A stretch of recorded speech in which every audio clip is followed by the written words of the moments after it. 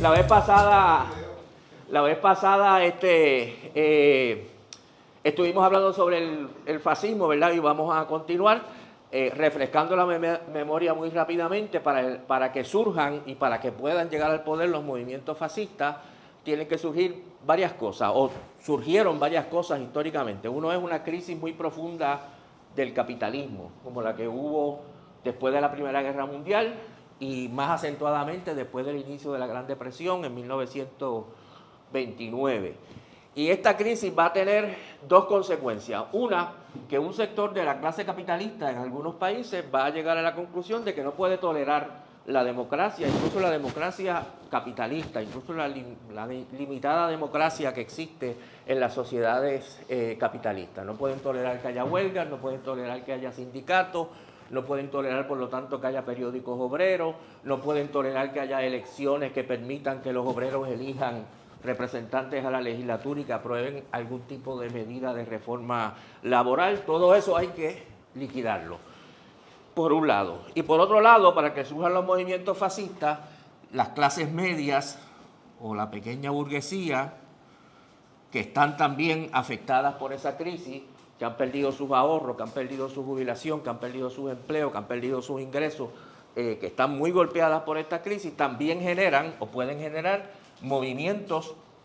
de masas, porque son movimientos grandes, que por un lado critican a los sectores ricos que gobiernan y que ellos ven como sectores privilegiados, y por otro lado critican también a la clase trabajadora, critican también sobre todo a las organizaciones de la clase trabajadora, los sindicatos, etcétera, que también los ven ellos como sectores privilegiados desde su punto de vista, ¿verdad? Un discurso típico sería: arriba están los banqueros que están ricos, que se están enriqueciendo a costa del pueblo, y por el otro lado están las uniones y están los sindicatos que tienen convenios colectivos, que tienen contratos, que tienen asegurada su empleo, y nosotros que estamos en el medio estamos desamparados de ninguna protección, ¿verdad?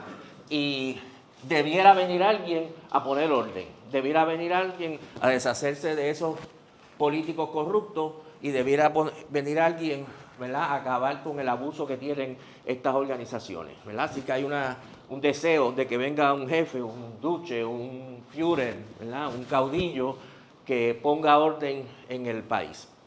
Y vimos que lo que caracteriza entonces a estos grupos fascistas es que, por un lado, rechazan este tipo de democracia, pero no la rechazan para crear una democracia más avanzada, ¿verdad?, sino para establecer una estructura autoritaria.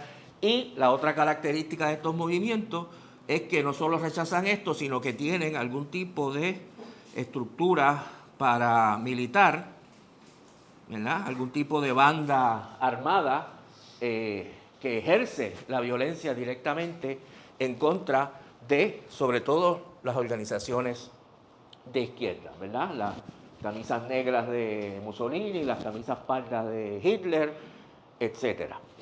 Así que entonces, esa es más o menos la configuración general, ¿verdad? Cuando estas dos cosas se combinan, porque al principio surgen estas bandas fascistas, ¿verdad? Y son grupos relativamente pequeños inicialmente, no tienen mucho apoyo en la clase capitalista. Hitler, cuando empieza su partido en 1923 o 1924, pues era uno de muchos movimientos de este tipo que había por ahí. No es hasta 1930, 29, etcétera, que algunos sectores de la clase capitalista empiezan a decir: vamos a apoyar a este movimiento, ¿verdad?, vamos a financiarlo, vamos a confiar el gobierno a este grupo. Inicialmente hay mucha reticencia ¿verdad?, de confiar el Estado a estas fuerzas recién nacidas, todavía desconocidas, ¿verdad?, cuál es su inclinación. Hitler hace un esfuerzo muy grande y efectivo, ¿verdad?, de convencer a la clase capitalista alemana de que él era una figura confiable, ¿verdad?, porque inicialmente muchos de ellos tenían dudas de, ¿verdad?, qué representa esta fuerza. Bueno, y entonces discutimos que evidentemente el surgimiento del fascismo no asegura el triunfo del fascismo. Eso depende de que la resistencia al fascismo sea efectiva o no sea efectiva. Y vimos entonces 4 grandes orientaciones de cómo enfrentar el fascismo, ¿verdad? Que las repaso muy rápidamente, ¿verdad?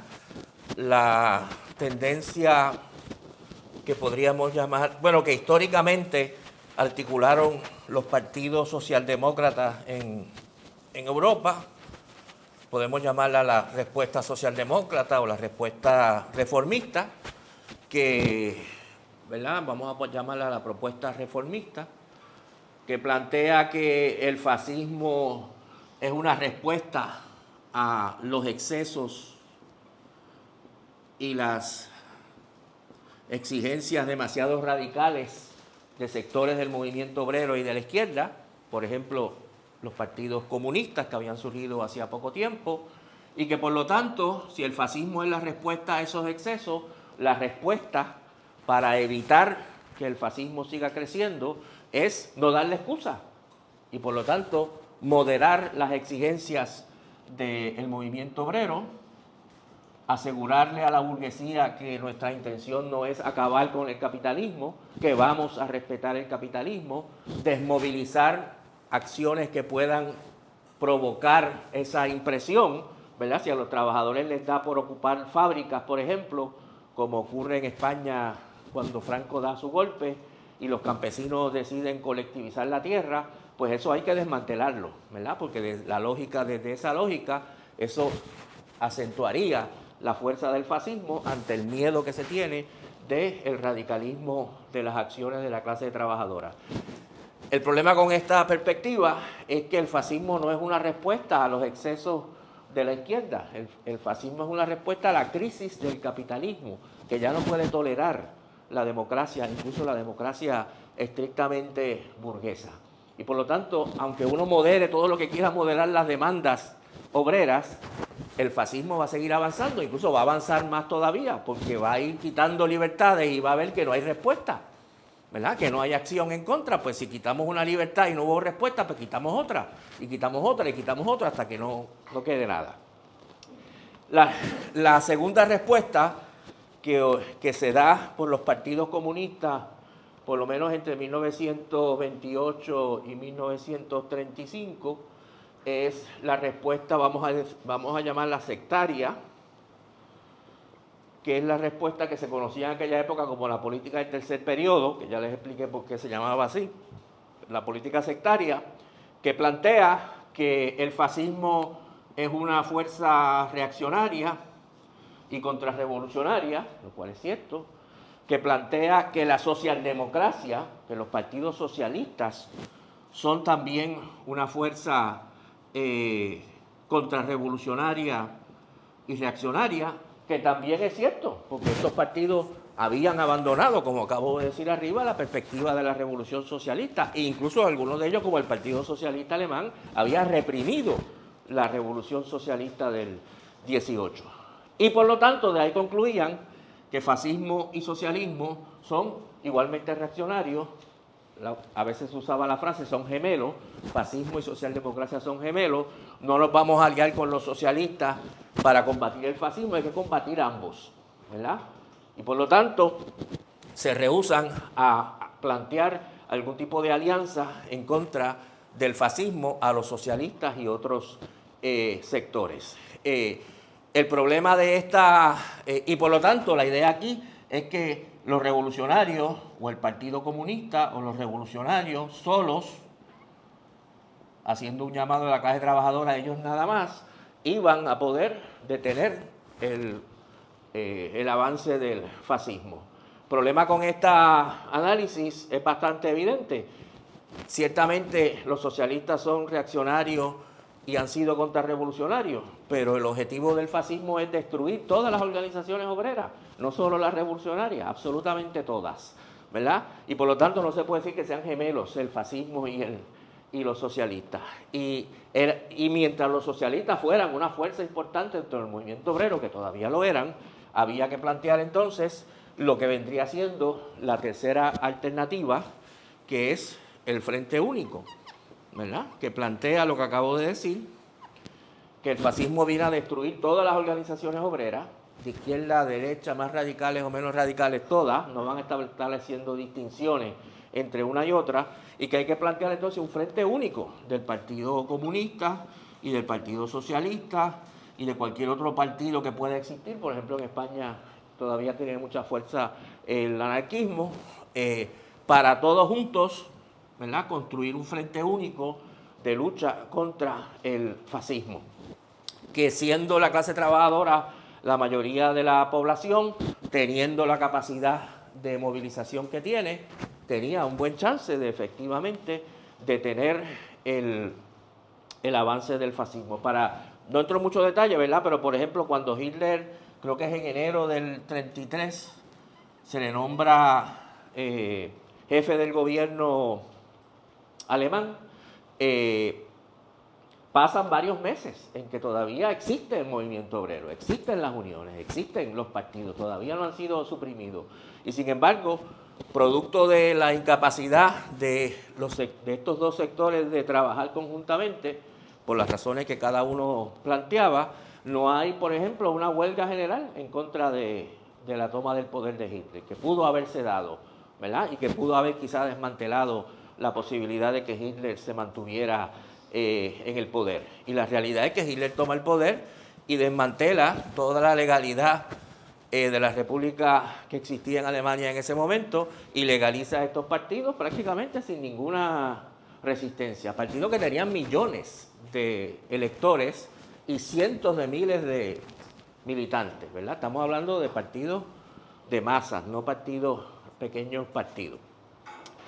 Y ante ese desastre de la toma del poder de Hitler en el 33, los partidos comunistas, la Internacional Comunista, hace un viraje, que es lo que hemos llamado la política del Frente Popular, ¿verdad? Y la política del Frente Popular se basa básicamente en la idea de que el fascismo no solo va a atacar al Partido Comunista, no solo va a atacar al Partido Socialista, sino que va a acabar con toda la democracia burguesa. Que por lo tanto hay sectores de la burguesía, lo cual es cierto, hay sectores de la burguesía que van a oponerse al fascismo, ¿verdad?, que van a rechazar el fascismo, que se van a mantener fieles a la idea de una democracia burguesa, una democracia liberal. Y que por lo tanto había que hacer una alianza también con ese sector de la burguesía antifascista. Y aquí es que viene el problema, y que por lo tanto, para evitar asustar o alejar a ese sector de la burguesía, pues entonces de nuevo había que adoptar esta política que dijimos ahorita, de moderar las exigencias de la izquierda y del movimiento de los obreros para mantener esa alianza con la burguesía. Ejemplo clásico de esta política del Frente Popular es, como dije, lo que ocurre en España en 1936. Se forma un Frente Popular, el Frente Popular gana las elecciones en principios de 1936, empieza a hacer una serie de reformas, no muy radicales, pero una serie de reformas que la burguesía y la clase terrateniente española no toleran, y se da un golpe de Estado, como ustedes saben. En julio del 36, el ejército da un golpe de Estado, y cabezado por un general que se llama Mola, que muere rápidamente en un accidente aéreo, y entonces asume la dirección del golpe Franco. Y como resultado al golpe de Estado de 1936, aquí sí hay una respuesta muy vigorosa de la clase obrera española, que básicamente toma el poder, ¿verdad? Hay movilizaciones en todas las grandes ciudades de España. En la gran mayoría de las grandes ciudades y los centros industriales, los trabajadores detienen el golpe, desmantelan el golpe, desarman a los golpistas, se apropian ellos de las armas, se crean milicias obreras, se crean comités obreros, se ocupan las fábricas, se ocupan las tierras, ¿verdad? El inicio de una revolución socialista en España en respuesta al golpe de Estado, ¿verdad? Y ahí hay dos posibles políticas. La política que impulsaban los que planteaban el Frente Único, ¿verdad?, como los trotskistas españoles, que eran desafortunadamente un grupo muy pequeño, que planteaban que había que centralizar todas esas organizaciones obreras que habían surgido, fortalecer todos esos comités de fábrica y todas esas milicias obreras e ir convirtiéndolas lo más rápido posible en un nuevo Estado obrero que se enfrentaría al fascismo, ¿verdad? Opción número 1. O la política del Frente Popular, que decía que nosotros estamos luchando contra el fascismo, eso lo estamos haciendo en alianza con la burguesía liberal española, que también está contra el fascismo, queremos el apoyo de Gran Bretaña y de Francia y de otros estados democráticos, y si queremos hacer eso, no podemos estar haciendo revolución socialista en este momento. Eso es otra etapa, eso vendrá después. Ahora estamos estrictamente en la lucha contra el fascismo. Así que los trabajadores tienen que devolverle la fábrica a los patronos, los campesinos tienen que devolverle la tierra a los propietarios, las milicias obreras tienen que convertirse en un ejército tradicional bajo un mando centralizado que ponga orden en toda esta situación, y hay que desmantelar todo este paso que se ha dado hacia la revolución socialista, porque ahora lo que hacemos es defender la democracia burguesa y punto, ¿verdad? Como resultado de eso se desmoraliza tremendamente toda la resistencia en contra de Franco, ¿verdad? Muchísimos trabajadores se desalientan por todo este proceso que se está dando. Se dejan de tomar medidas muy importantes. Por ejemplo, decretar en ese momento una reforma agraria radical, que se iba a repartir la tierra y que si usted quería reclamar su pedazo de tierra, usted tenía que ir personalmente allí a gestionar ese pedazo de tierra, ¿verdad? Que es un llamado a todos los soldados del ejército de Franco, diciéndole, si usted quiere tierra, más vale que deserte y venga a buscar su tierra, ¿verdad? Porque si no, se va a quedar sin tierra. Otro elemento importante, ustedes quizás saben que Franco inicia el golpe, él era el comandante de las tropas españolas en Marruecos, que en esa época era una colonia de España, y muchas de sus tropas son marroquíes, ¿verdad?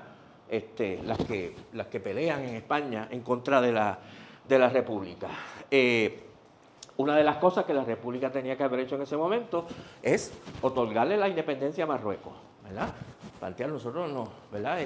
Vamos a dar la independencia a Marruecos y tratar de desestabilizar todo el ejército de Franco, que estaba compuesto de soldados marroquíes. Bueno, así que entonces nada de esto se hace y esto conduce, como dijimos, a la derrota de la República Española. Otro ejemplo del Frente Popular es justo en el mismo momento que se está dando esto en España y que se pudo haber hecho lo que yo dije, hay elecciones en Francia. Y en Francia también gana el Frente Popular. Hay un Frente Popular del Partido Socialista, el Partido Comunista francés, y un partido burgués que se llama el Partido Radical, y ganan las elecciones. O sea que tenemos el Frente Popular gobernando en España y gobernando en Francia, ¿verdad?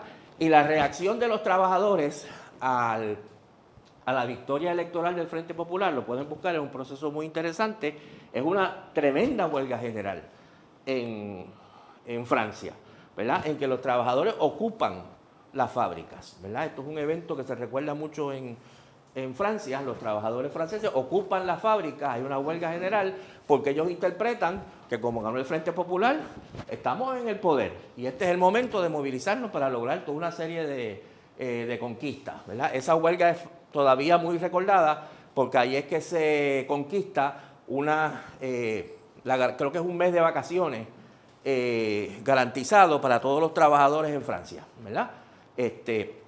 Que no existía antes, evidentemente, porque es una situación en que la burguesía está tan asustada de todo lo que está pasando, que son las situaciones en que la burguesía lo concede todo. Tú sabes, aumento de salario, claro que sí, vacaciones, claro que sí, lo que sea, ¿verdad? Después que no me quiten la fábrica. Pero claro, el Frente Popular no va a coger esa huelga como punto de partida, como planteaba Trotsky, para iniciar la revolución en Francia, ¿verdad? Iniciar la revolución socialista y combinarla con lo que estaba pasando en España. ¿verdad? Lo que van a plantear es, ok, la huelga está chévere, aumentamos los salarios, logramos las vacaciones, se acabó la huelga, todo el mundo para su casa, ¿verdad? Normal, volvemos a la normalidad capitalista, porque este no es el momento para una revolución socialista, ¿verdad? En todo caso es un momento para unirnos todos en contra del fascismo, sin asustar a nadie. Resultado de esta política es que muchísimos trabajadores se desencantan con el gobierno del Frente Popular, ¿verdad? Que prometía grandes transformaciones y no traen transformaciones. Y en 1938 hay elecciones en Francia, de nuevo, y gana la derecha, ¿verdad? Y se fortalece la derecha, que no va a dar ninguna resistencia muy fuerte a la invasión alemana cuando viene en 1940, y Francia es derrotada, ¿verdad? Por el fascismo. Todo el norte de Francia queda ocupada por Alemania, y el sur se crea un gobierno de colaboración, se le llamaba el gobierno de Vichy, ¿verdad? Gobernado por la derecha francesa, colaborando con la ocupación alemana. Así que entonces, 4 políticas: la política reformista, la política sectaria, estas dos combinadas llevaron al desastre en Alemania; la política del Frente Popular, que llevó a desastres en Francia y en España, ¿verdad? Menciono los casos más graves, ¿verdad? En otros lugares también produjo consecuencias terribles, ¿verdad? Por ejemplo, en Estados Unidos, estos mismos años del 36, es el movimiento de las grandes huelgas industriales que llevan a la creación del Congreso de Organizaciones Industriales, el CIO, que incluyen huelgas de ocupación de fábricas, sobre todo en la industria del automóvil, y que se crea un nuevo movimiento obrero en los Estados Unidos, ¿verdad? En parte, no únicamente, pero con una gran influencia, por ejemplo, del Partido Comunista Americano en muchas uniones importantes. Pero todo ese resurgir del movimiento obrero se canaliza, gracias a la política del Frente Popular, impulsado por el Partido Comunista, políticamente, hacia un apoyo al gobierno de Roosevelt, ¿verdad? Y al gobierno del Partido Demócrata de Roosevelt, porque eso era parte de la gran alianza antifascista, ¿verdad?, que había que construir. En Puerto Rico se tradujo, como discutimos en otro momento, en apoyo al Partido Popular, ¿verdad? Incluso llevó a la disolución del Partido Comunista en el 44 para apoyar con más efectividad al Partido Popular, ¿verdad? ¿Estamos claros? Así que entonces, la política que había que implementar, desafortunadamente, que es la política del Frente Único, no se implementó. Bueno, ahorita vamos a volver sobre eso cuando hablemos de el presente. Todo esto más o menos lo habíamos dicho la vez pasada. Entonces, pasamos a varios temas aquí para concluir. Uno, vamos a cogerlo en orden cronológico, que yo supongo que es la manera más sencilla hasta llegar al presente. Un tema que se ha discutido mucho en la historiografía puertorriqueña, diferentes puntos de vista, no voy a dedicarme demasiado tiempo a él, pero lo menciono, es si en Puerto Rico ha habido en algún momento algún movimiento o hubo algún movimiento que se pueda describir como el equivalente puertorriqueño del fascismo. Algunas personas, algunos historiadores han planteado que sí, y que ese movimiento es el Partido Nacionalista, ¿verdad? El Partido Nacionalista encabezado por Pedro Albizu Campos. Ustedes todos han oído hablar de este movimiento. Pues para algunos historiadores había una cercanía, o en algunos casos una afinidad muy fuerte entre el Partido Nacionalista y el fascismo. Quizás quien más ha insistido, o quien en un libro insistió más en esa tesis, fue Luis Ferrao. Ustedes se acuerdan de él, que tiene un libro que se llama El nacionalismo puertorriqueño. ¿Cómo es que se llama? No me acuerdo ahora el nombre. Tiene Albizu Campos y el nacionalismo puertorriqueño, algo así. Y parte importante de ese texto es la argumentación de esa afinidad del albizuismo con el fascismo, sobre todo con su vertiente española, pero en términos generales.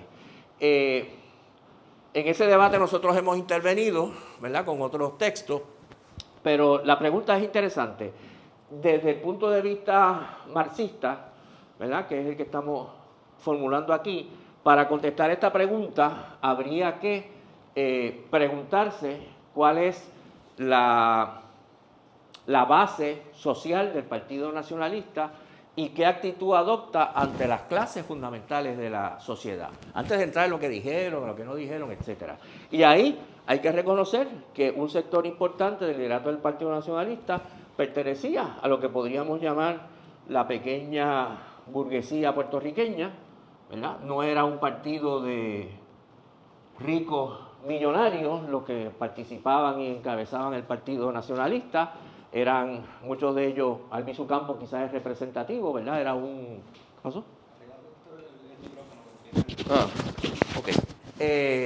Un abogado, ¿verdad? Había muchísima gente de esta naturaleza dentro del movimiento, y era un movimiento que en el contexto de la Gran Depresión, ¿verdad?, estaba tremendamente inconforme, descontento, ¿verdad?, con la situación económica y social del país, las cuales denunciaban. Y era un movimiento que tenía un componente armado, ¿verdad? Tenía, por ejemplo, los Cadetes de la República, ¿verdad?, que era un grupo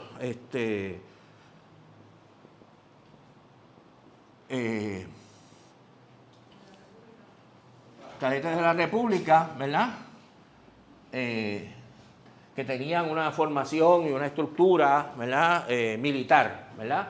De hecho, la razón por la cual, o la razón legal por la cual, o una de las razones por las cuales se les formulan cargos al liderato nacionalista y se les encarcela, es por estar alegadamente reclutando un ejército, ¿verdad?, para enfrentarse al gobierno de los Estados Unidos, ¿verdad?, lo cual es ilegal. Así que por ahí, ¿verdad?, uno podría decir que hay algunos puntos de convergencia, pero uno tiene que preguntarse entonces, ¿qué actitud tenía este movimiento con respecto al gran capital? Toda la literatura que conocemos y todas las acciones que conocemos es que se trata de un movimiento que denuncia sistemáticamente al gran capital, denuncia a las grandes empresas por violación de los derechos de los trabajadores, denuncia a las grandes empresas porque pagan salarios de miseria, denuncia a los grandes terratenientes porque mantienen el control de la tierra, plantean toda una serie de reformas que son, eso es lo primero, ¿verdad?, una crítica. Segundo, las reformas que plantean son todas favorables a la clase trabajadora, plantean que hace falta salarios más altos, plantea que los trabajadores deben organizarse sindicalmente, ¿verdad? Plantea una reforma agraria, repartir la tierra, quitarle la tierra a los terratenientes. Pero usted podría decir, bueno, eso también algunos movimientos fascistas en algunos momentos expresaban esas, ¿verdad?, esos ataques a los de arriba. Pero entonces usted tiene que ver el comportamiento práctico de este movimiento. Por ejemplo, los Cadetes de la República nunca, en ningún momento, se utilizaron para romper huelgas, para atacar organizaciones obreras, para atacar partidos de izquierda, ¿verdad?, para atemorizar a sectores progresistas. En ningún momento se comportaron los Cadetes de la República como una banda, como se comporta una banda fascista. Y hay varias huelgas, entonces, la huelga de 1934 en La Caña, la huelga de 1935 en La Caña también, que fueron huelgas masivas, la huelga de 1938 de los muelles, son las más importantes, y en esas tres grandes pruebas, estas tres huelgas son muy importantes en la historia de Puerto Rico en esos años, que básicamente paralizaron el país. El Partido Nacionalista y su gente adoptaron una posición del lado de los trabajadores, ¿verdad? En el 34 incluso Albizu lo invitan a que venga a dirigir la huelga, ¿verdad? Y él participa apoyando la huelga. En la huelga del 35, que es mucho menos recordada que la del 34, pero que también fue una huelga muy violenta, los nacionalistas estaban del lado de los trabajadores, ¿verdad? Si ustedes leen, por ejemplo, el periódico que publicaba Correger, que era vicepresidente del Partido Nacionalista, que se llamaba La Palabra, en el 35, pues está lleno de noticias apoyando la huelga, apoyando a los trabajadores, etcétera. La huelga de los muelles del 38, igual, ¿verdad? Si usted lee, por ejemplo, ya Viso estaba preso, si usted lee las declaraciones del presidente interino del Partido Nacionalista, que se llama Ramón Medina Ramírez, no solo era apoyando la huelga, sino que era celebrando que en Estados Unidos había surgido el CIO y había surgido un nuevo movimiento obrero, que era una fuerza que realmente defendía a los trabajadores, a diferencia de la antigua American Federation of Labor, etc. O sea que los nacionalistas podían ser conservadores en muchas cosas y lo eran, ¿verdad? Pero no hay base, ¿verdad?, para plantear que era un movimiento fascista. Como dije, esto lo podemos sacar por su comportamiento en las luchas sociales que se dan. Más allá de que uno puede encontrar, por ejemplo, hay dos asambleas del Partido Nacionalista que aprueban resoluciones. Hay una de ellas que es muy elocuente, ¿verdad?, porque es casi como respondiendo a las acusaciones que van a venir después. Hay una que dice, creo que es una asamblea del 39 o del 40, que dice, por ahí se dice que el Partido Nacionalista es un partido fascista. Nosotros no somos fascistas, nosotros nos oponemos a todo tipo de imperialismo, ¿verdad?, sea democrático, entre comillas, o sea fascista, ¿verdad?, y explican por qué no son fascistas. De igual manera, durante la década del 40, por ejemplo, Albizu, cuando está en Nueva York, después que sale preso, sale de la cárcel en el 43, él no regresa a Puerto Rico hasta el 47. Esos años que está en Nueva York, sus contactos y toda su correspondencia, etcétera, son con el Partido Comunista de Estados Unidos, ¿verdad? O sea, no son con grupos de derecha. Así que no hay base, me parece a mí, para este argumento, ¿verdad?, de la supuesta afinidad del Partido Nacionalista con el fascismo. Bueno, que está de acuerdo con lo que dice Mandela en el texto que yo les había recomendado, ¿verdad?, de que no se debe confundir el nacionalismo en los países coloniales, incluso los que a veces pueden tener parecidos superficiales con el fascismo, con movimientos fascistas. Bueno, entonces, llegamos al presente. Y el tema con que voy a terminar, pero ¿verdad?, vamos a cogerlo por diferentes partes. El tema que surge de si hoy estamos ante nuevos movimientos fascistas. Aquí podemos descomponer la cosa en varias cosas. Primero, voy a hablar sobre todo del caso de Estados Unidos, porque es el que quizás más nos afecta a nosotros, pero lo que voy a decir se podría extender a otros lugares. Primero, no hay duda de que hay bandas o grupos fascistas en la actualidad, ¿verdad? La vez pasada hablamos de cómo en Estados Unidos hay todo este florecimiento de diferentes milicias de extrema derecha o de grupos de extrema derecha. Algunos lo mencionamos la vez pasada, grupos como, ¿dónde estaba esto? Los Proud Boys, ¿verdad?, que son bastante famosos. Los Three Percenters. Estos Proud Boys, por ejemplo, dice la gente que estudia esto, que tienen 154 capítulos en 48 estados, no es un grupo pequeño. Los Oath Keepers, los Boogaloo Boys, ¿verdad? Se calcula que hay entre 300 grupos de este tipo en Estados Unidos, que tienen entre 15 a 20,000 miembros. En algún momento han tratado de coordinar su fuerza, ¿verdad? Por ahora no con mucho éxito. Trataron de crear una federación que se llamaba National American Patriot and Liberty Militia, las siglas son NAPALM, y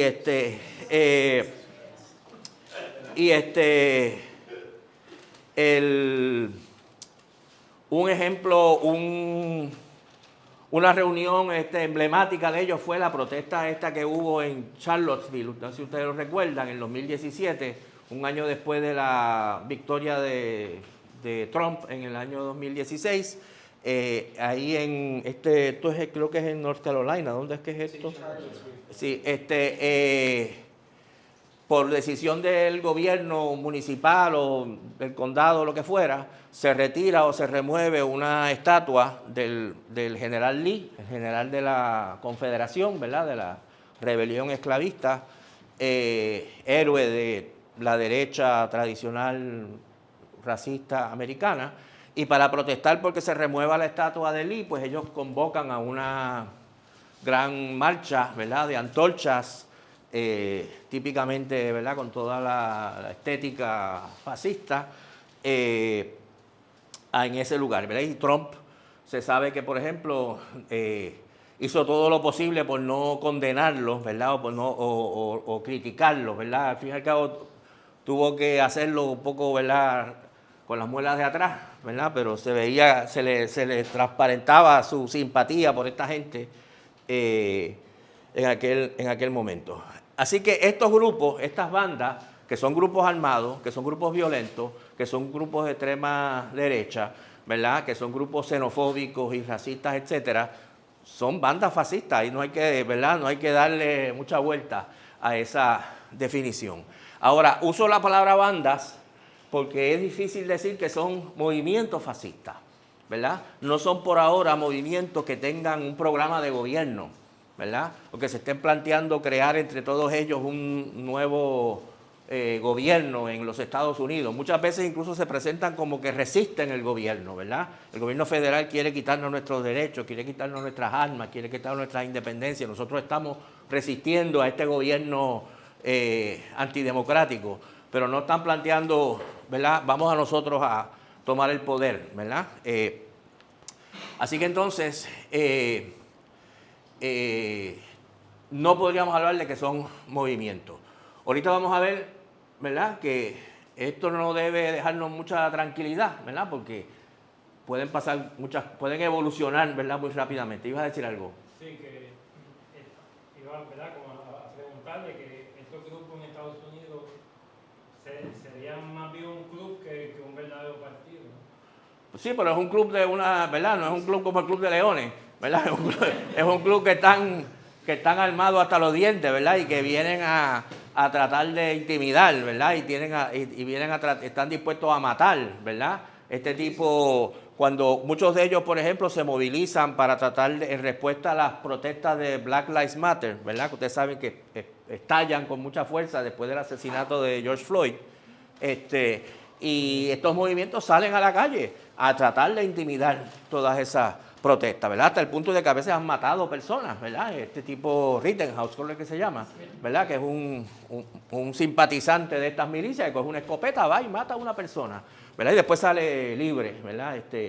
Está por ahí incordiando. Bueno, entonces, ahora bien, la pregunta más complicada, porque estos grupos son evidentemente grupos fascistas, es cuál es nuestra posición con respecto a movimientos como MAGA, ¿verdad?, en Estados Unidos, el movimiento de Trump, o el movimiento Vox en España, o las fuerzas que están detrás del gobierno de Meloni en Italia, o las fuerzas que están detrás del Alternativa para Alemania, que es un movimiento de extrema derecha en Alemania, como dice su nombre, o las fuerzas que están detrás de Bolsonaro en Brasil. ¿Qué otro se me queda de esta fauna? Milei, lo podemos poner ahí también. Modi en la India. No sé si poner a Bukele ahí, pero bueno. Uno muy importante, el Frente Nacional, que ahora tiene otro nombre, creo que es Reunión Nacional, no sé qué cosa, en Francia, ¿verdad? Uno de los más importantes y más antiguos. La pregunta es, definitivamente estamos ante movimientos de extrema derecha, ¿verdad?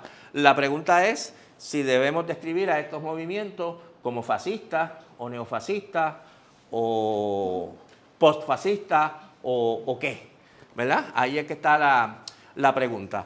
Para empezar a abordarla, ¿verdad?, me parece que es importante indicar aquellos puntos en los que estos movimientos se acercan al fascismo, elementos que tienen en común con el fascismo.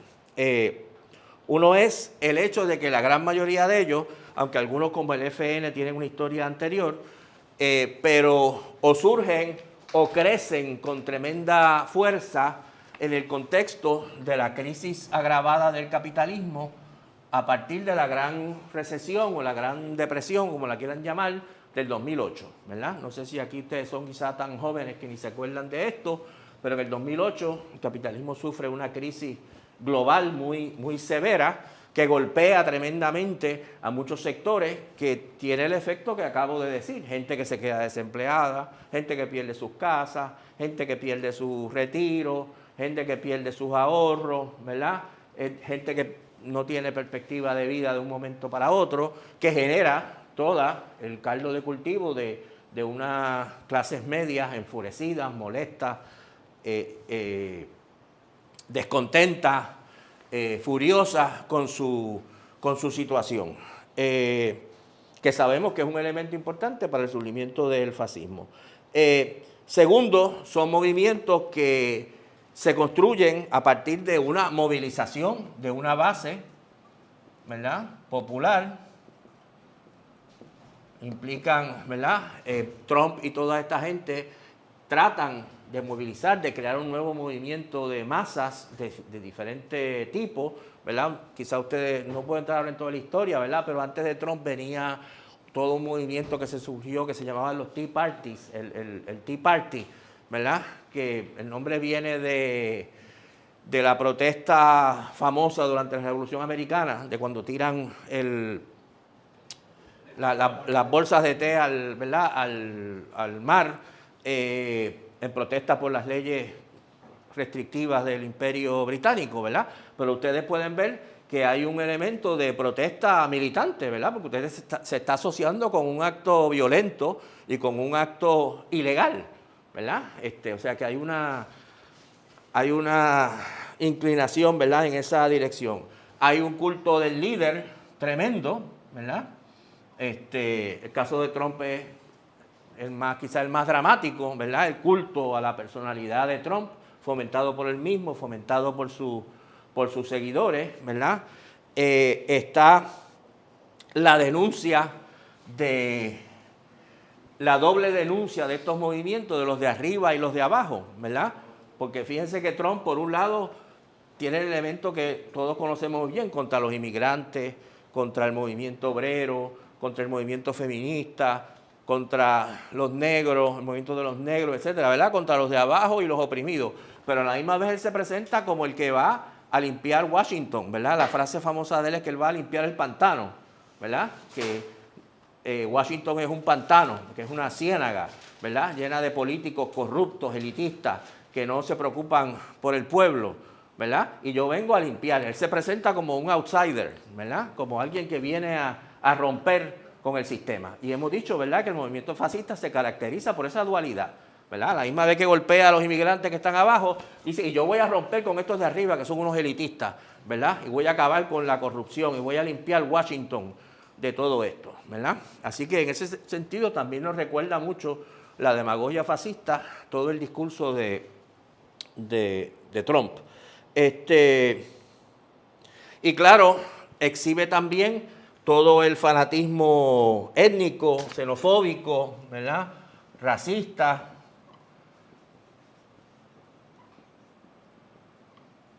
típico del discurso fascista, ¿verdad?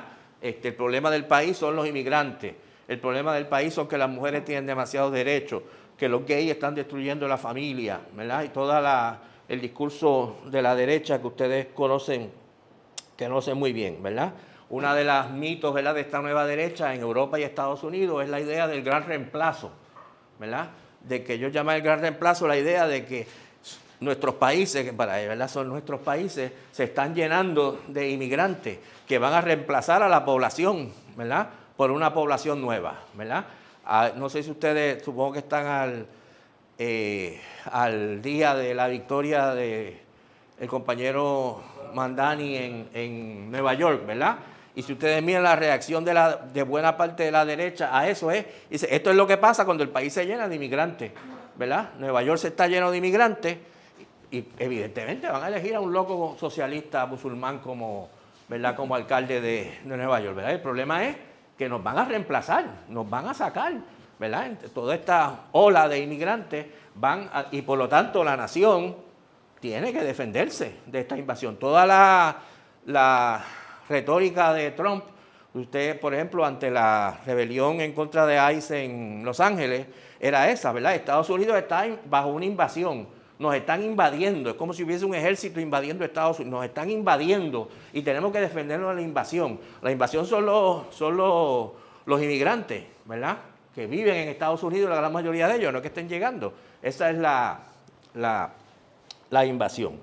Y hay un elemento adicional que es, todavía está por ahí, ¿verdad?, un ambiente de deshumanización de estos sectores, ¿verdad? El caso más dramático es el caso de Gaza, ¿verdad?, que estamos viendo, ¿verdad?, cómo para aniquilar toda esta población en Gaza primero hay que deshumanizarla, ¿verdad? Este tipo Galant, el ministro de Defensa de Israel, cuando empieza toda la situación después del 7 de octubre, habla de cómo los habitantes de Gaza son animales humanos, ¿verdad? Fue la frase que él utilizó, ¿verdad? Y pues si son animales, pues usted los trata o los puede tratar como trata usted un animal, ¿verdad?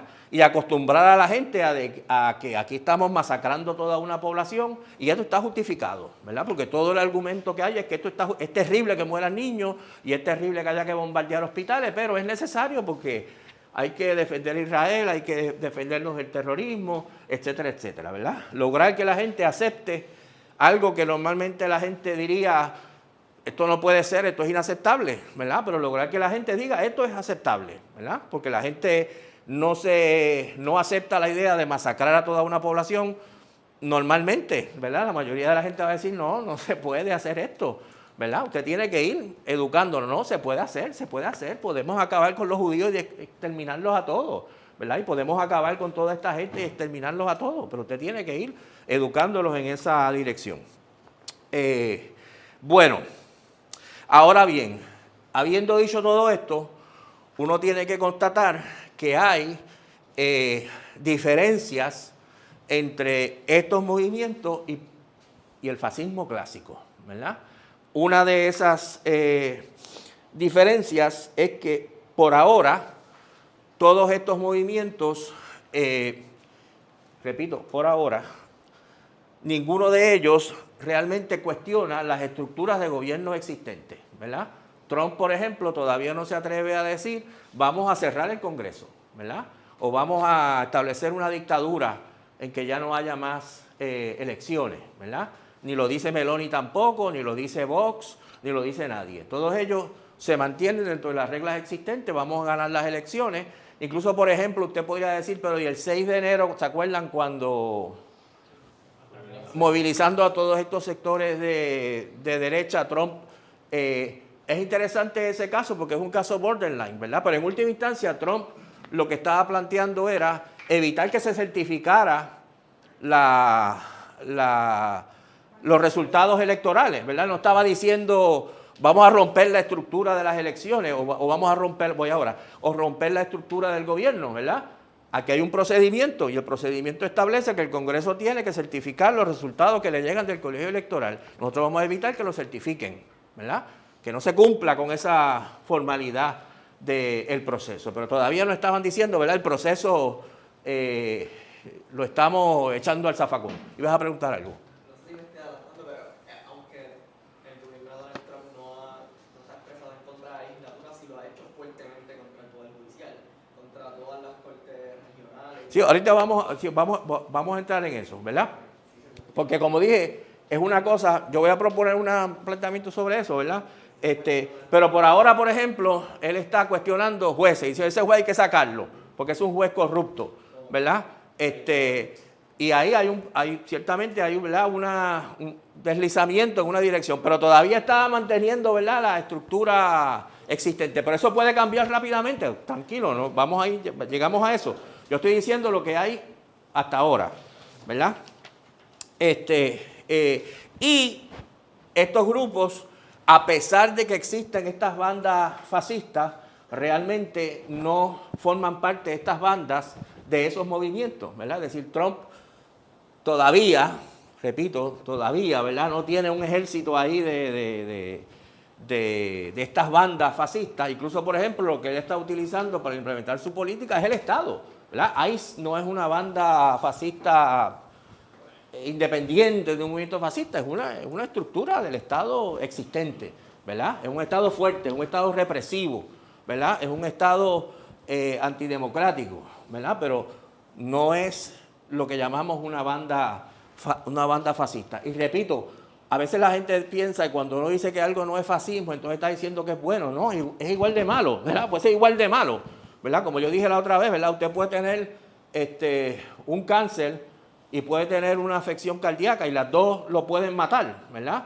Eso no quiere decir que sean lo mismo, no es lo mismo un cáncer que una afección cardíaca, simplemente estamos identificando cuál es la enfermedad, ¿verdad? Ahora bien, así que entonces, por lo menos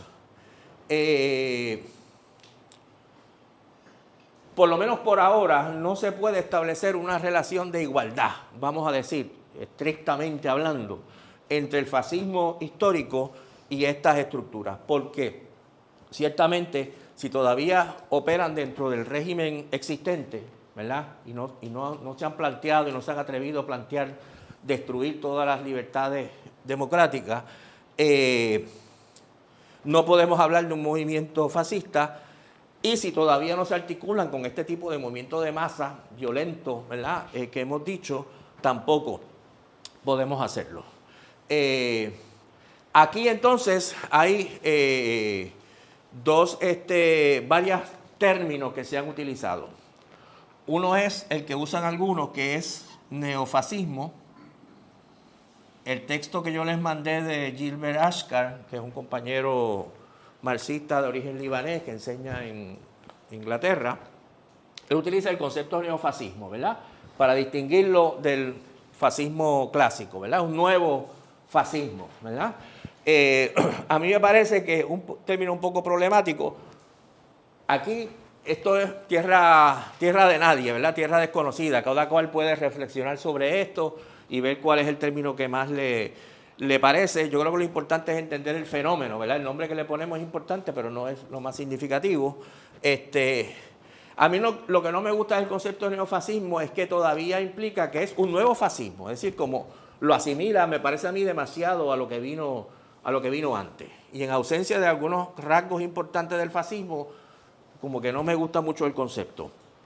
A pesar de que, si ustedes leen a Achcar, él estaría de acuerdo con esta descripción que acabamos de decir, lo que es comparable del fascismo clásico y lo que es un poco distinto del fascismo clásico. El otro autor que les circulé, Enzo Traverso, prefiere el término postfascismo.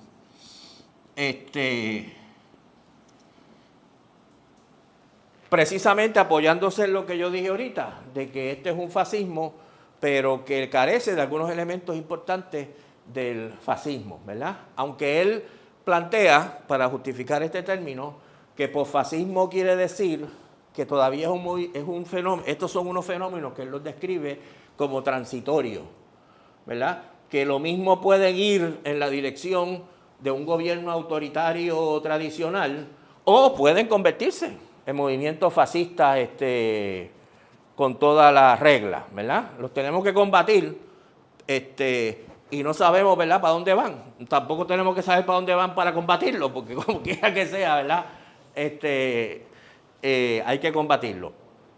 Él menciona un término que a mí me gusta, más que estos dos, que es el término prefascismo, en términos de que, porque a mí posfascismo no me gusta porque el término parece como que es después del fascismo, ¿verdad? El de neofascismo se acerca demasiado al fascismo, es un nuevo fascismo. Posfascismo es como que el fascismo que llevó por allá y aquí está esta cosa distinta. Lo separa, se va demasiado al otro lado de vincularlo, ¿verdad?, de aquel fenómeno.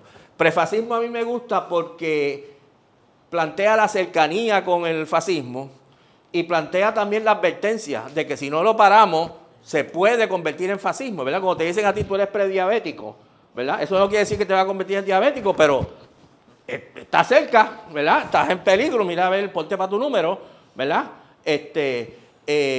Y el término prefascismo a mí tú sabes, me gusta en ese sentido porque está diciendo aquí tenemos unos gobiernos que no son fascistas, pero que fácilmente se convierten en fascistas o pueden acabar en el fascismo, ¿verdad? Así que para que el prefascismo no se convierta en fascismo, tenemos que, ¿verdad?, abortar su crecimiento lo antes posible.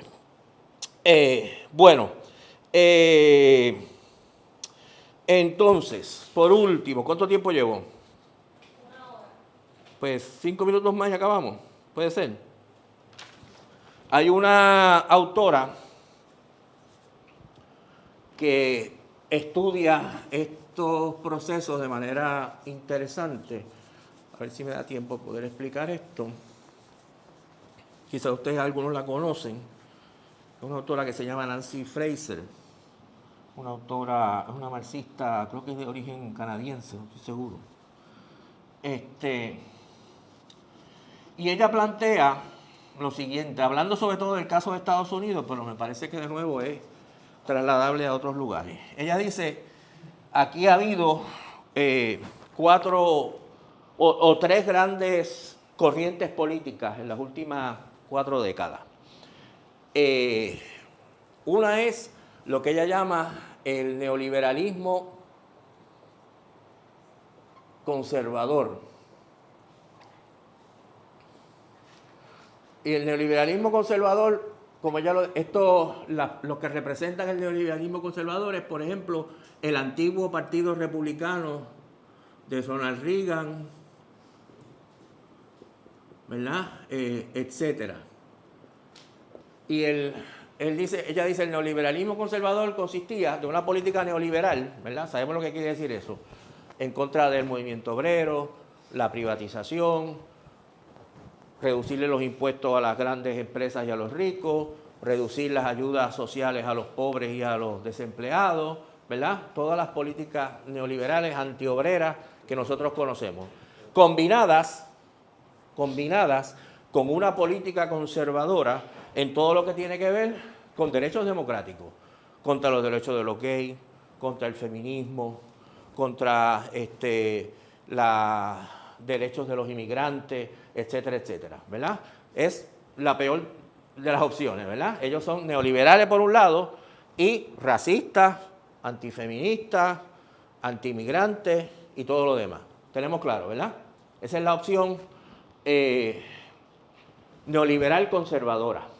Ahora ella plantea, ante esa política neoliberal conservadora, surgió con mucho éxito durante bastante tiempo lo que ella llama la política neoliberal progresista. Y eso puede sonar un poco, ¿verdad?, un poco extraño. Pero ¿qué quiere decir esto? Lo que quiere decir es que esta política neoliberal, quienes representan esta política es el partido de sectores dominantes del Partido Demócrata, ¿verdad? Los Clintons, ¿verdad? Bill Clinton y Hillary Clinton, Obama, Biden, ¿verdad? Son representantes de esa política neoliberal progresista. Esta política es neoliberal como aquella, ¿verdad? También mantiene las políticas antiobreras y todo lo demás, las políticas de privatización, las políticas de reducción de los servicios sociales, ¿verdad? Quien empieza a desmantelar con mucha fuerza el welfare, lo que llaman en Estados Unidos welfare, por ejemplo, es Clinton, ¿verdad?, etcétera. Pero eso se combina con una política progresista en otros terrenos, ¿verdad? Como por ejemplo, antidiscriminatoria, ¿verdad?, en contra de la cuestión racial, o afirmativa en los derechos de las mujeres, defensa del derecho al aborto, etcétera, ¿verdad? No cuestiona las jerarquías, ¿verdad? No cuestiona la jerarquía, pero quiere que esas jerarquías estén abiertas a diferentes sectores, ¿verdad? No cuestiona que los capitalistas controlen la economía, pero quiere que haya más capitalistas mujeres, ¿verdad? Y más capitalistas negros, ¿verdad? El sistema sigue funcionando, pero es más diverso, ¿verdad? Se entiende lo que estamos planteando, ¿verdad? Tú ibas a decir algo, ¿alguien iba a decir algo? Sí, que si esa ideología es lo mismo que lo que llaman social liberalismo. Sí, podría ser, sí, ¿verdad? ¿verdad? En algunos lugares. Así que entonces se entiende, ¿verdad? Un ejemplo magnífico de esta política es Obama, ¿verdad? Es la encarnación de esa política. Es un hombre negro, ¿verdad? Que no viene de una familia millonaria, una familia de clase media, que logra la presidencia, que demuestra, ¿verdad?, que incluso los negros pueden ser presidentes, pero a la misma vez sigue aplicando, ¿verdad?, políticas antiobreras, ¿verdad?, y no altera esa orientación. ¿Tenemos claro eso? ¿Verdad? Ante esa política es que va a surgir con mucho éxito, plantea ella, el populismo de derecha de Donald Trump, ¿verdad? Porque esa política le abre paso a todo el discurso reaccionario de Donald Trump, ¿verdad? ¿Qué es lo que va a decir Donald Trump? Estas élites le va a decir a los trabajadores blancos americanos, ¿verdad?, que están golpeados por esas políticas neoliberales. ¿Y qué les va a decir Trump? Ustedes ven esos gobiernos corruptos de las élites que se han olvidado de la clase trabajadora, ¿verdad? Y le han entregado el país ¿a quién? A las feministas y a los negros y a los gays. Y nosotros los trabajadores, jodidos, ¿verdad? O sea que esta política, ¿verdad?, le abre paso a que Trump se presente como representante de la clase trabajadora en contra de las élites y a la misma vez acuse a las élites de que están entregándole el país, ¿verdad?, a los negros y a las mujeres y a los inmigrantes y a sabe Dios quién, a los gays, mientras nosotros, a los judíos, ¿verdad?, a toda esta gente golpeándonos a nosotros los trabajadores, ¿verdad? Y por supuesto un blanco perfecto para el populismo de Trump, reaccionario, es Obama, ¿verdad? Porque Obama es presidente y Obama es el que ha abandonado a los trabajadores, pero además Obama es negro, ¿verdad? Y es un ejemplo perfecto de lo que él quiere que la gente en Estados Unidos deteste, ¿verdad? Que es este gobierno liberal, esta élite liberal que favorece a todo el mundo menos a la clase trabajadora, la cual se ha quedado abandonada en su pobreza. Claro, sabemos que Trump, cuando gana las elecciones, no va a aprobar ninguna medida favorable a la clase trabajadora, ¿verdad? Todo lo contrario, ¿verdad? Es todo una demagogia populista. Y por eso cuando sube al gobierno, plantea Fraser, tiene que, para tratar de seguir, ¿verdad?, teniendo apoyo de la gente que él le está golpeando de todas maneras, que acentuar todo el discurso, ¿verdad?, racista y todo el discurso xenofóbico y todo el discurso antifeminista, ¿verdad?, porque ese es el único cemento que le queda de lo que es su proyecto. Ahora bien, ¿qué plantea Fraser? Plantea la única manera, es un error muy grave cuando mucha gente dice, bueno, en contra del populismo de Trump, tenemos que aferrarnos a esta política, a la política neoliberal progresista, porque eso es lo que la gente está rechazando, ¿verdad? Eso no le va a traer ningún atractivo a la gente, ¿verdad? Que fue lo que hizo Harris, por ejemplo, ¿verdad? Harris corrió como candidata de esto, ¿verdad? En contra de Trump, y Trump la derrota. Ella lo que plantea es que evidentemente necesitamos un antineoliberalismo, ¿verdad? Una política que sea antineoliberal y que sea progresista, ¿verdad?, que es la cuarta alternativa. Hemos tenido neoliberalismo conservador, neoliberalismo progresista, populismo de derecha, ¿verdad? Necesitamos ahora algo que sea progresista, que defienda los derechos de los negros, que defienda los derechos de las mujeres, que defienda los derechos de los gays, que defienda los derechos de todos los grupos históricamente oprimidos, pero que sea antineoliberal, que se enfrente, ¿verdad?, al gran capital y que le pueda ofrecer algo a toda la clase trabajadora, ¿verdad? Así que, ¿verdad?, esa es la que ella plantea que tiene que ser la alternativa al avance de esta nueva derecha. Estamos discutiendo esto en un momento interesante, ¿verdad?, porque acaba de ganar, como ustedes saben, la primaria demócrata en Nueva York. No sé si ustedes, ¿verdad?, están todos al tanto de esta situación. Un candidato que se identifica abiertamente como socialista, que es musulmán, que tiene un programa favorable a la clase trabajadora y que evidentemente defiende los derechos de las mujeres, de los gays, de los negros y de todo lo demás, y que es precisamente una alternativa antineoliberal y progresista, ¿verdad? Y para sorpresa de todo el mundo, ¿verdad? O no de todo el mundo, para sorpresa de mucha gente, ¿verdad? Venció en la primaria demócrata. Este es el tipo de posición que también ha tratado de defender en diferentes momentos en Estados Unidos. ¿Cómo se dice? A veces, ¿verdad?, fluctuando en sus posiciones, pero más o menos, ¿verdad? Bernie Sanders también, ¿verdad? Ha tratado de articular una posición que sea antineoliberal y que sea inclusiva, por así llamarla. Y claro, el sector neoliberal progresista del Partido Demócrata básicamente le tiene más miedo a esto que a esto, ¿verdad? Es la realidad, ¿verdad? El establishment demócrata, ustedes pensarían que estaría feliz y celebrando, ¿verdad?, que un candidato joven, carismático, atractivo, ha logrado, ¿verdad?, este apoyo tremendo en Nueva York. No, ellos están en crisis, están en crisis como Trump, ¿verdad? Porque están en crisis como Trump, porque ellos son neoliberales, ¿verdad? Y no les gusta para nada la idea, ¿verdad?, de que esta fuerza, ¿verdad?, se consolide. Así que entonces, nuestra orientación ante todo este avance de la extrema derecha tiene que ser reconocer que hay una crisis tremenda del capitalismo, que la gente está harta y cansada, ¿verdad?, del sistema existente, que la gente está buscando alternativas,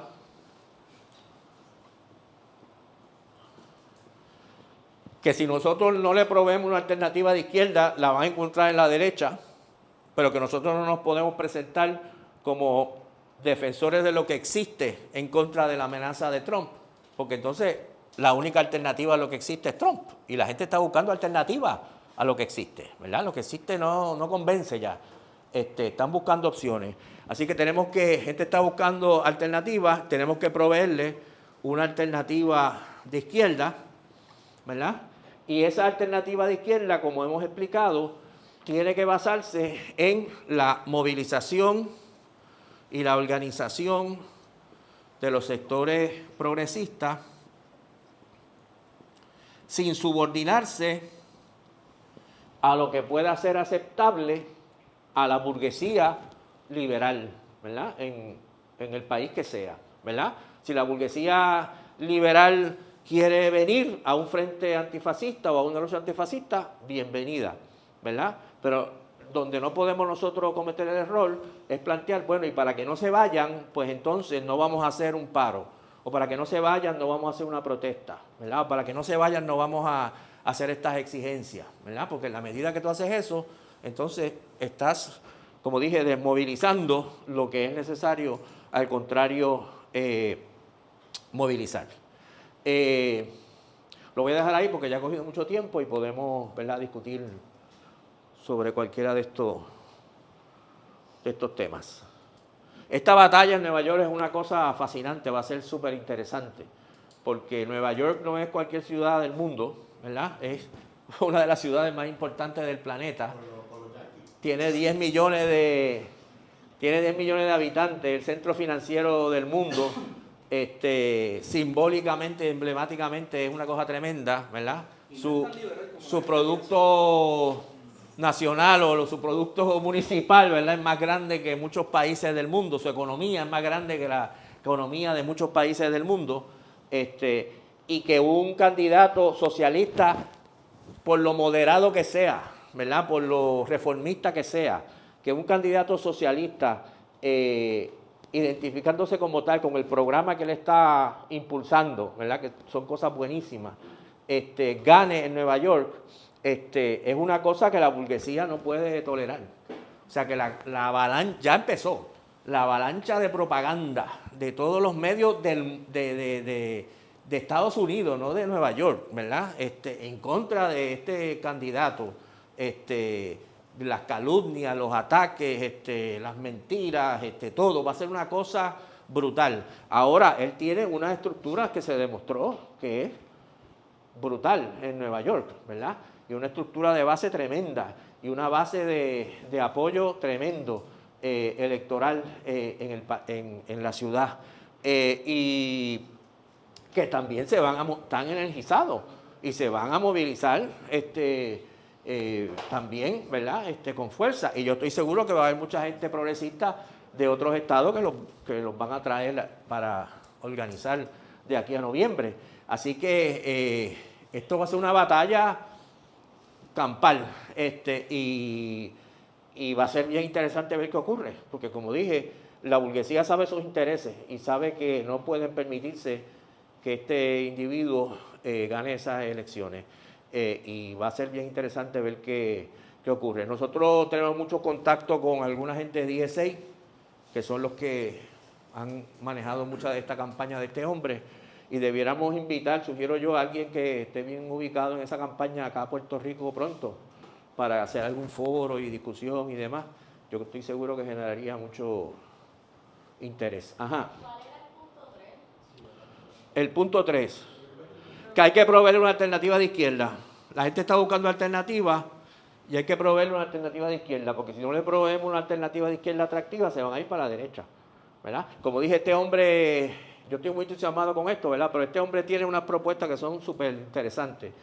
Él plantea transporte público gratuito, que la gente de Nueva York lo usa muchísimo, ¿verdad? Los trenes gratis, las guaguas gratis, los ferries gratis. Plantea una red de cuido y de guarderías en toda la ciudad para las madres gratis del municipio. Plantea control de alquileres, ¿verdad? Que no se pueda seguir aumentando los alquileres de las viviendas. Construcción, creo que son de 200,000 unidades de vivienda adicionales por el municipio para que la gente pueda tener vivienda. Una propuesta que me parece genial, una cadena de colmados a lo largo de toda la ciudad, propiedad del municipio, que van a vender los productos al costo, ¿verdad? Para obligar a las otras empresas ¿verdad? A bajar los costos también, ¿verdad? ¿Verdad? Que yo discutiendo en Twitter con unos reaccionarios que decían, ahora nos van a obligar a comprar en las tiendas del gobierno. Y dije, no, tú puedes comprar en la privada más caro si te da la gana, tú sabes.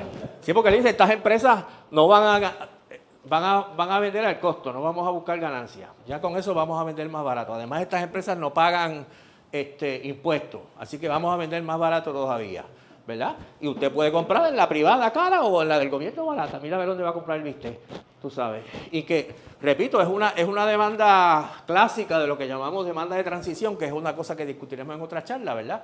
Que son cosas que la gente, es una propuesta socialista, es una propuesta de empezar a socializar el comercio, pero también es una propuesta que cualquier persona, que no tiene que ser socialista, ¿verdad? Cualquier persona que está velando su bolsillo dice, coño, es una propuesta tremenda, ¿verdad? Y así tiene toda una serie de propuestas. Evidentemente, dice, cualquier negocio que haga negocios en Nueva York, cualquier empresa que haga negocios en Nueva York, que son casi todas las grandes multinacionales que hay en este mundo, van a tener que pagar más impuestos en Nueva York, ¿verdad? Él dice, no le estamos poniendo impuestos a las ganancias de las empresas que por tener aquí, por ejemplo, su sede, ¿verdad? Porque se van para Miami y no pagan en Nueva York. No, pues si usted quiere vender aquí, usted quiere operar aquí, usted tiene que pagar más impuestos, ¿verdad? Así que entonces es una serie de propuestas que son antineoliberales, ¿verdad? Y que evidentemente, entonces para colmo, el hombre ha tomado una posición en contra del genocidio en Gaza, ¿verdad? Y en contra de lo que está haciendo el Estado de Israel, y se ha comprometido a que si Netanyahu viene a Nueva York, lo van a arrestar. Tú sabes, y en Nueva York está Naciones Unidas, ¿verdad? Y están un montón de estructuras importantes. Así que el hecho de que este individuo con este discurso, los neoliberales progresistas, ¿verdad? Siempre dirían, tú no puedes decir esas cosas tan radicales porque la gente no te va a apoyar. Modera ese discurso, ¿verdad? ¿Cómo tú pretendes ser el candidato en Nueva York si estás hablando en contra de Netanyahu y en contra de Israel? Nueva York es la ciudad con una población judía más grande del mundo. Y allí él, y con muchos votantes judíos evidentemente, gana. Así que, como les digo, es una cosa verdaderamente... alguna gente nuestra de la izquierda, ¿verdad? Que yo creo que a veces, yo no sé, bueno, no voy a decir nada muy despectivo, pero, o sea, yo creo que a veces no entienden la realidad nuestra, ¿sabes? Discutiendo si el hombre es de izquierda, si es muy radical, si es un socialdemócrata, si, ¿sabes? Para mí en este momento eso es totalmente secundario, ¿sabes? Que un individuo que se llama socialista, punto, en Estados Unidos, gane esa primaria con ese programa y que tenga la posibilidad de convertirse en alcalde de Nueva York, eso es una cosa tremenda. Incluso si nosotros somos socialistas que no estamos de acuerdo con él o somos más radicales que él, con su victoria tenemos mucho más espacio para poder hacer nuestro trabajo y para impulsar nuestras ideas. O sea, nosotros ahora los socialistas en Puerto Rico tenemos más fuerza, porque cualquiera que venga y diga, no, pero que es el socialismo, que es el comunismo, pero mira Nueva York. Si en Nueva York han votado a favor de un candidato socialista, tú sabes, aquí no estamos hablando de cosas que sean imposibles o cosas que traídas por los pelos. Tenemos que aprovechar todas esas victorias, ¿verdad? Y es bien curioso, hay algo sobre la ciudad de Nueva York en particular. La ciudad de Nueva York ¿Tú un poquito de agua? No es necesariamente liberal, o sea, hay mucho conservador. Y muchas de las propuestas de Mamdani trascienden esa diferencia. Sí, bueno.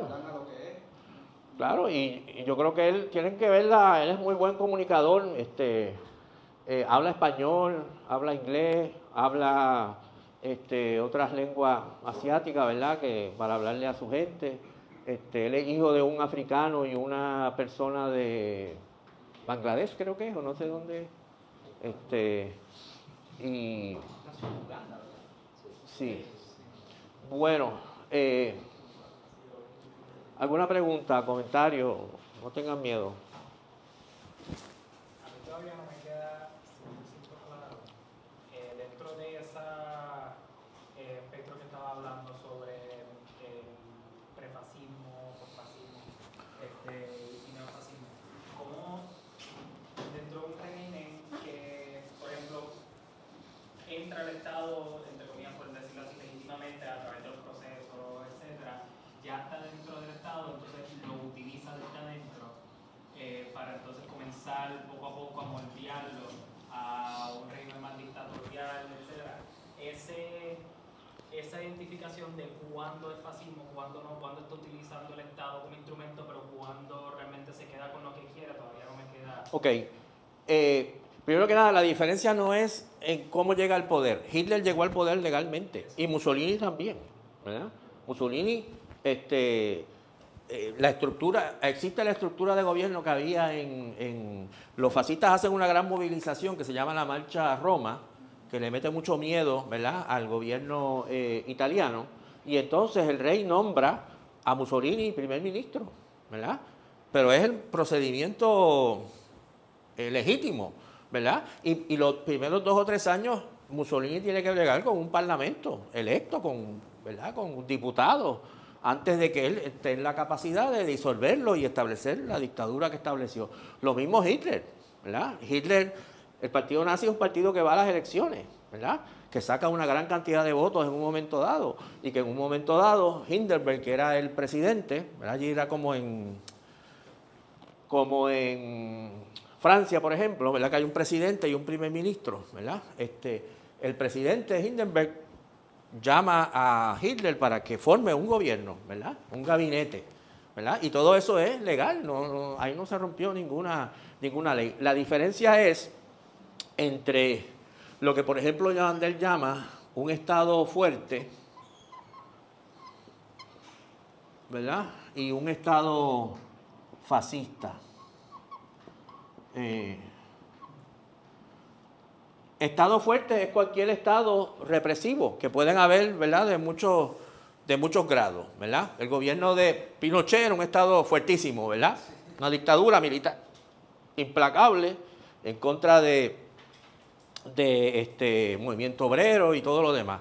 Hay estados fuertes menos menos fuerte, ¿verdad? Pero muy, muy represivo. Pero un Estado fuerte, todos los estados fascistas son fuertes, pero no todos los estados fuertes son fascistas, ¿verdad? Los estados fascistas, primero que nada, tendrían que surgir, como dije, de un movimiento de masa fascista que tiene los componentes que acabo de decir, ¿verdad? Que hemos explicado muchas veces, y que conducen, ¿verdad?, a la destrucción total de cualquier estructura básicamente independiente del Estado. Muchas veces, como dijimos, el movimiento de masa fascista existe, crea un Estado fascista en un momento dado, lo que ocurre históricamente, destruyen cualquier elemento de organización obrera y demás que pueda existir, y eventualmente este elemento de su origen de movimiento de masa se va agotando, va desapareciendo, ¿verdad? Y muchas veces los estados fascistas acaban como estados fuertes, ¿verdad? Si usted coge lo mencionado la vez pasada, el caso de España, el golpe de estado de Franco en el 36, por un lado está apoyado por el ejército tradicional, ¿verdad? Franco no era un fascista, Franco era un general reaccionario, conservador, ¿verdad? Católico, históricamente reaccionario en España, que se alía con un movimiento que es fascista, clásicamente, que es la Falange Española, y esas fuerzas, ¿verdad?, apoyan el golpe de Estado. Franco acaba como jefe del Estado, ¿verdad?, y al principio la Falange, ¿verdad?, provee la ideología, moviliza gente a favor del gobierno, etcétera, pero poco a poco ese ángulo, ¿verdad?, clásicamente fascista, se va integrando al Estado y se va convirtiendo, ya cuando en la década del 60, ¿verdad?, cuando Franco ya está en las últimas, es un Estado, es una dictadura fuerte, ¿verdad?, tremendamente reaccionaria, con un origen fascista, ¿verdad?, pero que se distinguía poco de otras dictaduras militares en otros lugares que no tenían un origen fascista. Yo creo, ahora en la actualidad, por ejemplo, Trump tiene la posibilidad de ir creando un Estado fuerte, ¿verdad?, tremendamente represivo, que tan malo como el Estado fascista, pero no de manera fascista, ¿verdad? Él no tiene unos grupos armados, etcétera. Él puede ir poco a poco, como se dijo por ahí, desmantelando las protecciones legales, puede ir poco a poco quitando derechos democráticos, puede ir poco a poco dándole más poderes a la policía y al ejército para intervenir, ¿verdad?, etcétera. Ahí mismo tuvo toda una disputa con el gobernador de California, ¿verdad?, ante la rebelión que ocurría. Trump decía que él tenía el derecho de mandar el ejército al estado de California sin la autorización del gobierno del estado. Newsom, el gobernador de California, planteaba que no, ¿verdad?, que eso es una acción indebida, inconstitucional y todo lo demás. Los tribunales decidieron que sí, que Trump tiene derecho, ¿verdad?, y ahí logró un pasito más hacia un estado fuerte, ¿verdad? Yo creo que tampoco hay, repito, que perderse porque las consecuencias prácticas de la definición a mí me parece que son mínimas, ¿verdad? Si Trump es neofascista, posfascista, prefascista o autoritario, cualquiera de las tres definiciones que usted tenga, ¿verdad?, hay que hacer lo mismo, ¿verdad? Hay que hacer lo mismo, ¿verdad? Un frente único de todas las fuerzas progresistas para tumbar a este individuo, ¿verdad? Y si alguna gente lo quiere llamar posfascista y otros neofascistas y otros autoritarios y otros prefascistas, no vamos a pelearnos, ¿verdad?, por esa discusión, ¿verdad?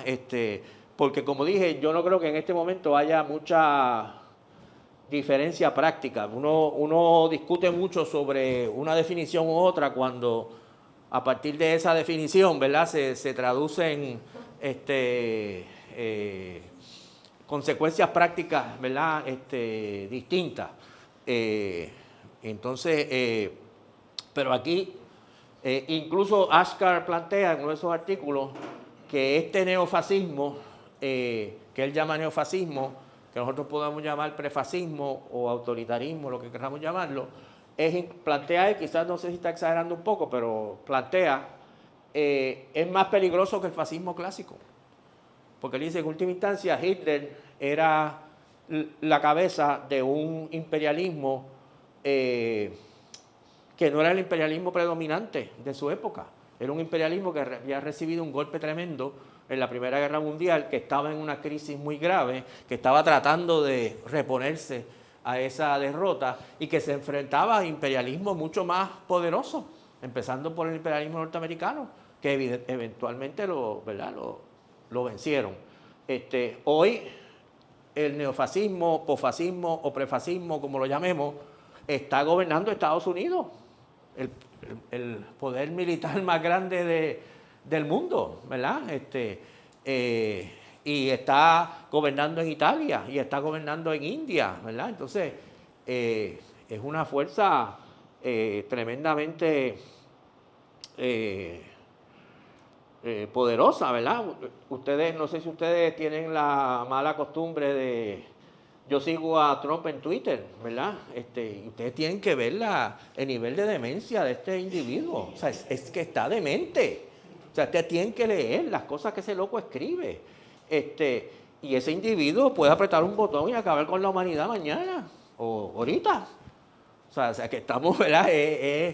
Uno no puede pensar en esto todo el tiempo porque se vuelve loco. Pero esa es la realidad. O sea, estamos en manos de un loco. No hay otra palabra. Todos los presidentes de Estados Unidos son imperialistas y todos son, ¿verdad?, gente que no podemos apoyar, pero además de imperialista es loco. O sea, no hay que ser, para ser imperialista no hay que estar loco, pero este individuo está mal de la cabeza. O sea, no hay otra, ¿verdad? Y tiene el dedo en el botón. No sé, ¿verdad? Hay que bregar con esta. Ajá. Eso que acaba de decir, es una pregunta más hipotética, porque es algo que se ha, eso mismo que usted acaba de mencionar, de que estamos siempre en un constante límite, pero en el caso de que Trump quiera pasar esos límites, como que a veces del botón, como decir el ejemplo, Estados Unidos ya tiene una estructura que no importa quién esté en el mando, esa estructura va a seguir, cuestión de inteligencia, de esto. Esa misma gente va a permitir eso. O sea, en un caso hipotético que Trump quiera ya pasar un límite, no tendría como autoprotección de... Sí, yo creo que yo te diría dos cosas que plantea tu pregunta que son buenas. Uno, pensaría que racionalmente es así, ¿verdad? Eso es lo racional. La burguesía, Trump estará loco, pero la burguesía no está loca, ¿verdad? Y Trump todavía dentro de nuevo, precisamente hablando de por qué todavía no podemos hablar estrictamente de fascismo, Trump todavía tiene que bregar dentro de cierta institucionalidad, ¿verdad? Hay unos jefes del ejército, hay unos jefes del Pentágono, etcétera, que él no puede simplemente pasarles por encima, ¿verdad? Ya hay toda una negociación constante de qué se va a hacer y qué no se va a hacer, y racionalmente, ¿verdad? La burguesía no va a desatar una guerra nuclear y acabar con la humanidad, porque no es racional, se destruye a sí misma, ¿verdad? Ese nivel de desesperación solo se llega cuando la burguesía o su liderato está en una situación ya de práctica aniquilación eminente, ¿verdad? Los últimos días y los últimos meses de Hitler son el ejemplo perfecto, ¿verdad? Ya cuando ya el Tercer Reich de los 1000 años estaba ya derrotado y Hitler estaba en el búnker allí, y ya estaba loco, ¿verdad? Y ya estaba dispuesto a bombardear la misma Alemania, a bombardear sus propias fábricas, ¿verdad? Destruirlo todo, ¿verdad? Si yo me voy a hundir, que se hunda el mundo, ¿verdad? Porque ya estaba en las últimas. Antes de pegarse el tiro, pues que se acabe el mundo, ¿verdad? Porque ya que yo me voy, pues que se vaya conmigo, ¿verdad? Por suerte no tenía el botón, ¿verdad? No tenía la bomba atómica porque, imagínense ustedes, yo no creo, evidentemente, que la burguesía americana, ni siquiera el mismo Trump, esté en ese estado, ¿verdad? Esté en ese estado de desesperación que diga la única alternativa aquí es acabar con el mundo. Así que desde el punto de vista racional, ¿verdad? Todavía no estamos en ese punto. El problema es, repito, desde el punto de vista racional. Cuando tú estás plegando con un individuo que, ¿verdad? No funciona muy racionalmente a veces, pues tú dices, a veces tú dudas, ¿verdad? ¿Cuál es la situación? Ahora, tu pregunta plantea otro problema muy importante para nuestro punto de vista. Y es que imaginemos, ahora tú dices hipotéticamente, que la burguesía americana se llegue a encontrar en una situación como la que estaba Hitler en el 45. Puede acabar con el mundo en ese momento. Por lo tanto, y quien único puede evitar eso, quien único le puede quitar la mano del botón a Trump o a quien sea y evitar ese desastre es el pueblo americano. China no le puede desarmar a los Estados Unidos, ni nosotros podemos desarmar a los Estados Unidos, ni México puede desarmar a los Estados Unidos. Nadie enfrentándose a los Estados Unidos externamente puede desarmar a los Estados Unidos. Quien único lo puede desarmar es, y hay que decirlo así, es una revolución socialista en los Estados Unidos, ¿verdad? Por eso es que cuando la gente dice, los Estados Unidos nunca va a haber una revolución, nosotros no tenemos nada que ver con eso, ¿verdad? Eso es una locura. Bueno, si una revolución no es posible en Estados Unidos, pues estamos bien mal. Estamos bien mal, porque esa es la única manera de desarmar a esa gente. No hay otra, ¿verdad? Así que nosotros tenemos que apostar, repito, a que es posible una transformación en los Estados Unidos y que es posible desarmar a la burguesía americana, ¿verdad? Así que esperemos que la victoria de Mandami en Nueva York sea el comienzo de la Revolución Americana y nos salvemos del desastre nuclear. Pero si no lo es, tenemos que seguir trabajando en esa dirección.